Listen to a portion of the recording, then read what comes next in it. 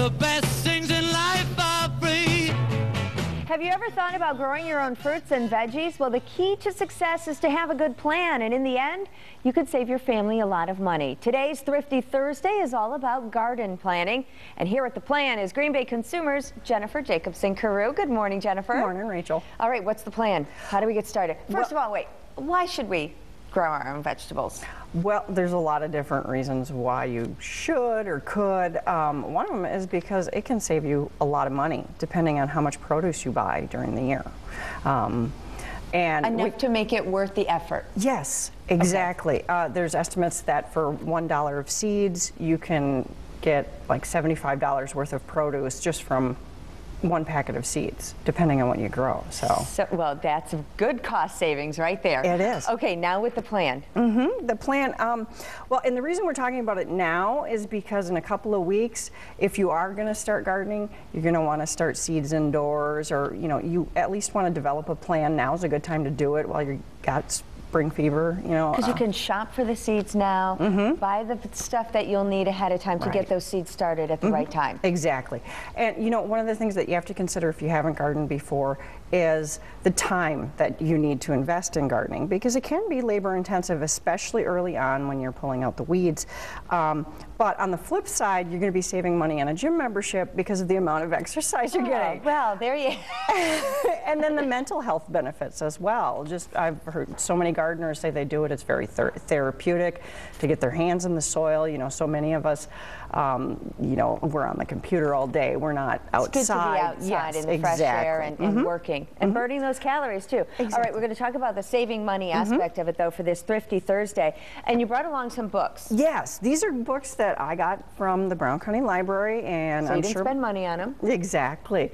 And they're just really good guides to help you with gardening, answer questions. If you're not familiar with gardening, there's different zones. Wisconsin is in the 4 to 5 zone on what you can grow and how things work and different pests you have to worry about. So you really want to get a specific Wisconsin guide. Okay. And we also have a list of those on greenbayconsumer.com when people go there. You also want to figure out what your family's going to eat. I mean, it might sound cool to grow rutabagas and turnips, but if no one's going to grow them, why bother? But if you eat a lot of lettuce, salads, cherry tomatoes, then that's something you might want to consider. Or if you eat a lot of salsa, you might want to grow tomatoes and peppers to make your own salsa.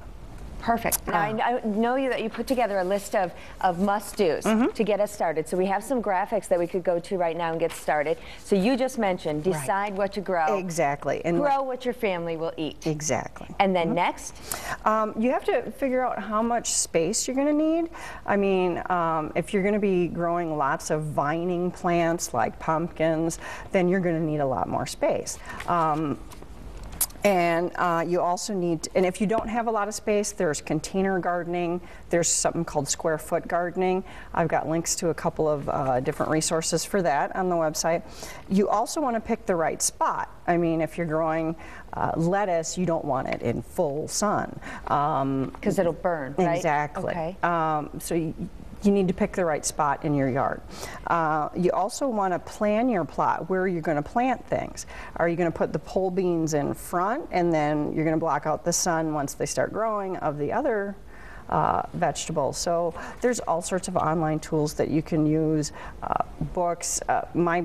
I remember my dad used to just graph it out on graph paper on what he was going to plant and where in their ginormous garden. Well, it's great information because you want to plan now, draw it out, get the books, make your plan now if you really do want to save money on fruits and vegetables throughout the year. Jennifer, thank you so much.